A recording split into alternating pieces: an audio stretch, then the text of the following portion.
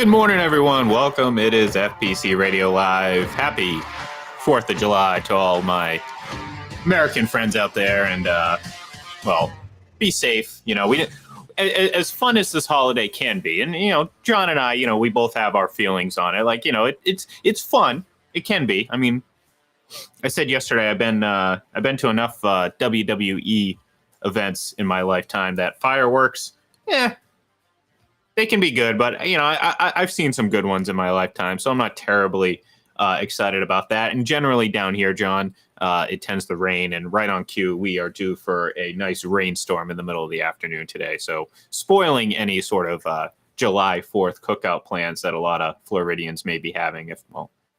Actually, it is Florida, so a lot of them have what they call Florida rooms, John. So you may still be having your barbecue, but it's not going to be that sunny, cloudless sky that I think is the picturesque version of July 4th that most people have. Yeah, we haven't had one of those days. It feels like in months up here. It's always cloudy and overcast and rainy and not all that warm, and that's going to happen again today. But yeah, I like the idea of a Florida room. You know, you add that onto your camper or onto your house, and it's kind of a in-between room, right? It's not really inside the house. Yeah. It's attached to the house, but it gives you a little feel of the outdoors with the proper protection. So yeah, that's a pretty good invention. Maybe that's what Florida's most famous for, is the Florida room. Sure. I'm not awake enough to come up with anything else that they might, aside from like oranges. Maybe oranges. Maybe we'll give them credit for that. Oranges. Yeah, the citrus fruits are really good there. Yeah. Oh, yeah. Citrus fruits doing outrageous things and getting arrested for it. That's kind of a Florida thing, isn't it? Florida man does this. Florida man does that. It always is, isn't it? Yeah, it's always Florida, Alabama, Georgia, but mostly Florida. Well, the heat gets to you down here, you know. Tend to do some wacky things. But yeah, it's America's Australia, right? I mean, England had Australia, and the United States has Florida, right? Yeah, exactly. And all the derelicts and criminals. And how do you think I ended up down here? You're much better than those people, Ian. You live there by choice. Yeah, that's true. Well, I guess it's all relative. Choice, sure. Choice, not really, because I had to do something. Let's just put it that way. But anyways, yeah, no, look, obviously, happy 4th of July to everyone out there. You know, if you are celebrating, having a good time, be safe, please. I mean, we've heard far too many horror stories on the 4th of July where you're kind of a little negligent with your fireworks. We all know famous athletes that have had issues with fireworks. So it's very important that become priority number one, certainly around yourself and most importantly around others. But you know, there's other ways to celebrate 4th of July. And we kind of talked a little bit yesterday, John, about 4th of July movies, and albeit there are a couple really good ones, there really aren't many. Like I did some research, and by that I went on Google and I searched about 10 minutes before we got on the air today. A list of like 4th of July movies, and quite frankly, John, there really isn't that many. I'm looking at it. Obviously, Independence Day. You know, that's the. I feel like that's the preeminent 4th of July movie. Now we talked about Born on the 4th of July, and I'm like, okay, yeah, technically that has it in the name, but you know, when people think 4th of July movie, I think most people are going to the Independence Day. Well, correct? Oh yeah, Independence Day and Jaws. Yeah, of course. July 4th weekend, when you know it gets scary down there, when the sharks decide they're gonna get really aggressive in Cape Cod. Those are probably the two that come to mind. Born on the 4th of July because of the title, but it's really not a 4th of July movie. If you think about it, Independence Day is the only one where 4th of July is kind of the central theme. Now, obviously, the aliens, the invasion, and everything like that, but the name of the movie, the entire movie centered around being on the 4th of July. I mean, trust me, we consider movies Christmas movies for far less than what we consider this, you know? So I feel Die Hard, right? Die Hard, right. Movie It just so happened to be during that time, and it becomes a Christmas movie. No, like this, the whole theme or underlying premise of the movie, I guess, is this reimagining of the 4th of July celebration and making it a world celebration, which, you know what I mean? So I don't know. Again, I haven't seen every movie in the world, so please correct me if I'm wrong, if there's another one out there that's very specific to the 4th of July. But I feel like Independence Day might be the only one, because like you can sit here and say, maybe, I see on some of these lists they put The Sandlot. Well, Mhm. I get it, but like I feel like that's a summer movie, not technically specific to 4th of July. I know they have the 4th of July game, all that stuff, but I feel like that's very loose. That's very Die Hard Christmas movie esque. Let's put it that way. Yeah, it's a couple of steps off of it, right? It's not like Independence Day is literally a 4th of July movie, and I always think of Jaws that way too. And then that's pretty much it. I mean, I'm trying to think if like the Great Gatsby, did they get together for a big soiree on July 4th at some point? Well, that's what they do. All the Gatsbys, they get together, right? They do, yeah. They get together on all these holidays, but they have so much money, they don't have to celebrate the holidays. They can just have it any weekend they want, right? It doesn't have to be. It's not like those people are like working a regular schedule where, hey, you got Tuesday off too? Okay, great. We'll have a long weekend here at the Hamptons or wherever the hell they got together. The Hamptons. That's what they're doing. The Gatsbys are all just getting together, and I love that Seinfeld clip. Oh yeah. I like when there's a few moments where I can't remember. I don't think it was If My Mom and Pop ran a store, and then Jerry's like, and yeah, like when you start a joke and you really have no like end to it, it's just a saying, and I like when they kind of call that out at times where it's just kind of like, yeah, whatever. I think was George's response. Anyways, I'm looking, like I said, I'm looking at apparently there was a movie in 1978 when every day was the 4th of July. Like Groundhog Day, right? Yeah, maybe. I don't see Bill Murray. It kind of looks very Hallmark-esque, though. I'm pulling it up right now. If you can't hear the click of the mouse, but let's see. What do we got here?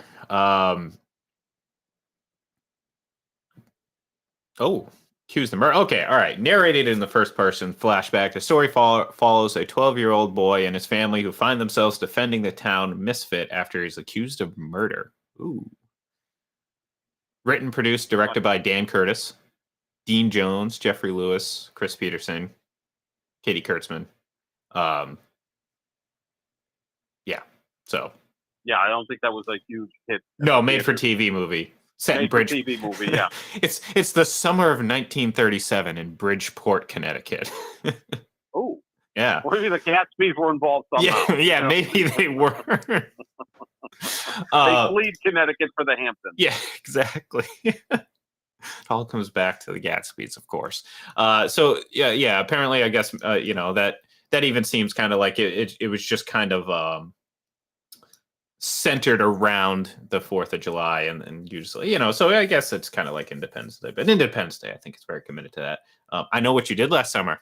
That's a very loose connection, apparently, because it happened around 4th of July and the celebration there. So I guess that's it. So again, if anyone out there listening, and please, I hope you are still listening after the last few minutes of us going on and on rambling, let us know if there are any other specific 4th of July movies that we're clearly missing here. But I think, someone didn't like my opinion, and well, they're coming for me. I know you guys can hear those sirens over the microphone here. So we hear them quite. Florida, after all. Yeah, well, it's almost 10 a.m. So someone is doing something bad.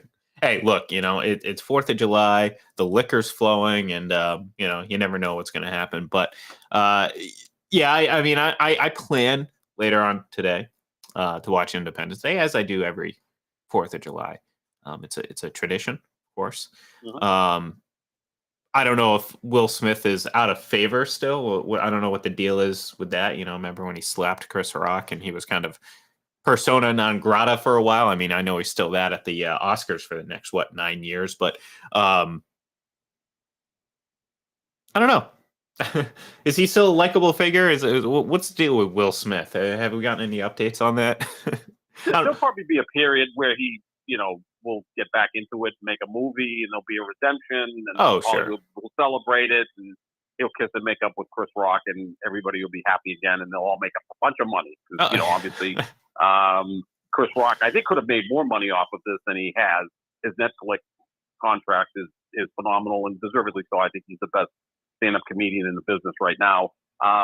Yeah, I'm sure over the next 5 years we'll hear from Will Smith again. Well, I'm going to be hearing from him today on Independence Day. That's true. So true. Which was made in what, 1996? Yes. Is that the year it was made? Wow. Okay. Whoa. Yeah. Approaching 30 years, John. Yeah, it was crazy. Wow. I saw that at the theater probably the first week it opened. Yeah, I wanna say I don't know if it was first week, but I definitely saw it in theaters when it came out. Fun, a lot of fun. Because I mean, look, that was so now we're going to get into a technical aspect of movie making discussion, which this is why this show is great in our opinion, because we come into it having no earthly idea what we're going to talk about, and then we end up talking about the evolution of CGI and graphics and in movie making. And I always felt like the mid to late 90s was kind of the sweet spot with really the Jurassic Park. And this is one of the reasons why I love the original Jurassic Park and why it was so incredible and still incredible today. I mean, the graphics, John, the use and the ability to create these lifelike dinosaurs that, nowadays everything's so computerized that it's overdone. But I don't know. I just feel like that was a sweet spot. So you think about some of the CGI at the time, Independence Day right there, 1996. You had Jurassic Park was 1993. And then you get into some of the, a disaster, that was the age of the disaster films, the Armageddons and all that stuff. And it's like, I always feel like that stuff felt more realistic than what we see now, because I think right now we see it's very obvious that these things are computer generated, and I feel like it takes away a little bit of that. Maybe I'm wrong. Yeah, Jurassic. No, I agree wholeheartedly. Jurassic Park was phenomenal, not just the story, but the technical aspects of it as well. Just go back a decade before that. Have you seen Ghostbusters recently? I mean, it looks like it was made at a public access studio. Yeah. As far as the graphics and the special effects are horrible. I mean, and again, that movie's strictly carried by Bill Murray. I'm like, I went to see that. I think it was the 25th anniversary or whatever. And I didn't like it when it first came out, and I don't really care for it now. But I do remember, like, thank God Bill Murray was in this movie. He saved it. No one else was, on their A game. And certainly the graphics and special effects were horrible. But yeah, a decade later, you get Jurassic Park, which is phenomenal. Independence Day, Armageddon. Yeah, those special effects in the 90s were really good. I think we just have like sensory overload with all of this stuff. It's at the point where, a real actor is going to be a thing in 10 years, or it's just going to be voices or bots or AI. It's just going to take over the entire industry, which would be really, really sad.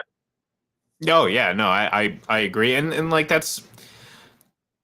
look, I understand, like, if anyone's seen, like, how, like, especially back in the day, how Jurassic Park was made and how they had to create, essentially some of these like creatures. And I understand that the affordability, I mean, that's what it's all about now, John. I mean, we look at I think CGI is all this, it's just cheaper is what it is. Mm-hmm. It's just cheaper than doing everything else. That's why I feel like, despite and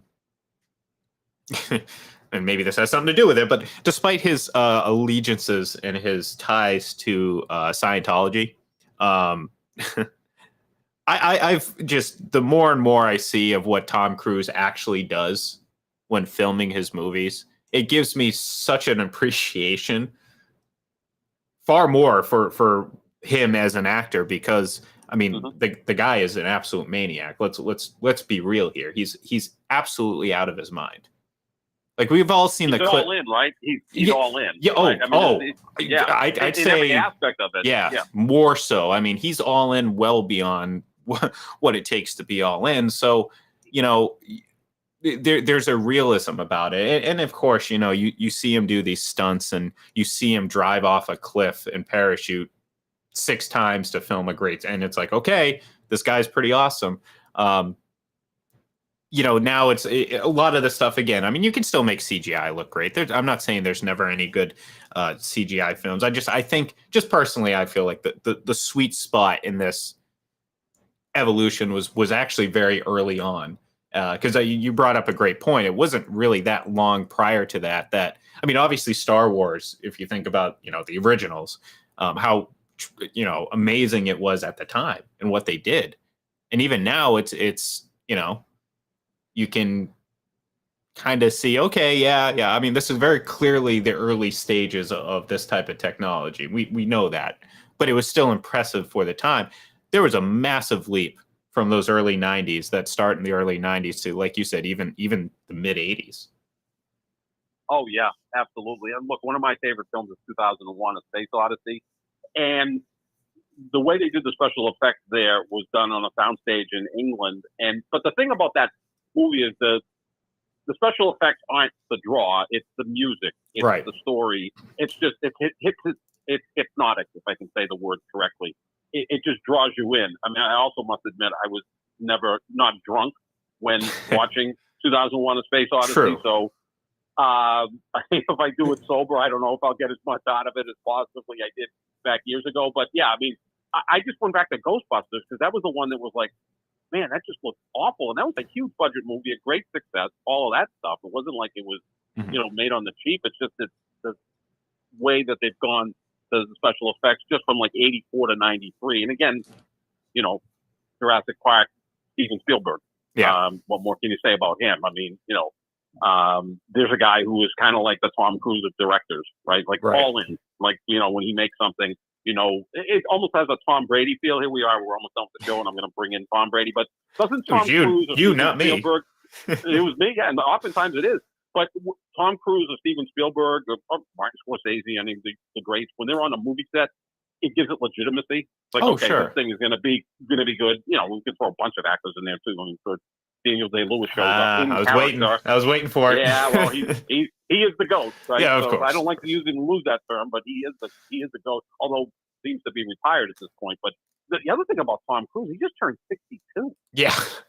Well, like it's not like he's 34 years old doing these things. He's 2 years. I don't know. He looks 34 years old. He does look 34. Yeah, I mean, a guy obviously some good clean living and some really good plastic surgery, and you're worth $700 million. I guess you can take care of yourself. Well, of course, and again, he's highest level of Scientology, John. True, all of that. Yeah. I mean, he is pretty amazing. He's the biggest movie star in the world, right? I think I'd say so. To that. Not necessarily the best actor, he's not, but the biggest movie star. I think he surpassed maybe Tom Hanks or whoever else held that title for whatever period of time. He's the guy. Yeah. I feel like there's almost there should be a better, because like I said, I mean his movie stars probably, but I think because I'm trying to take into account like just him doing everything and just the craziness of him being like, I feel like we're underselling some of these stunt actors that no one knows about in Hollywood now, because like, he's basically doing what stunt actors do. But the idea of him pulling double duty like that to add the realism to it is what's impressive, and really kind of gives you the whole like, wow, that's big. And again, I don't know how exactly we got onto talking and praising Tom Cruise here, but this conversation did kind of start about 4th of July movies, and maybe for the fact that there really aren't any is why we kind of got derailed here. But it was a good movie discussion. I like it. Let's work on a 4th of July movie. Yeah, let's do it. Big budget, sure. By big budget, I mean, well, I got a camera, I got a few bucks lying around. Maybe we can. We gotta really have to break out the acting chops, though, John. That's true too. I don't know if I can pull that off. I always wanted to be a film director, so maybe I'll make my debut at 60 years old. Yeah. I've got an iPhone 14s, so that's we can shoot it on that. That's pretty good. Hey, you never know. Yeah. But anyways, that's the Dutch movie fireworks scene is fine. I've never seen The Dutch, so I can't speak for that one, Joel. I don't know if you have, John, but no, I have not. So that's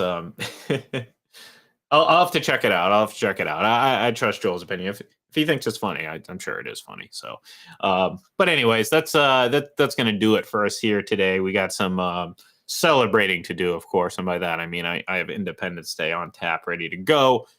So I'm gonna get that fired up here in a little bit, and wait for the rain to come because, well, it's 4th of July down in Florida. So, but anyways, no, seriously, everyone, have a safe and fun holiday day.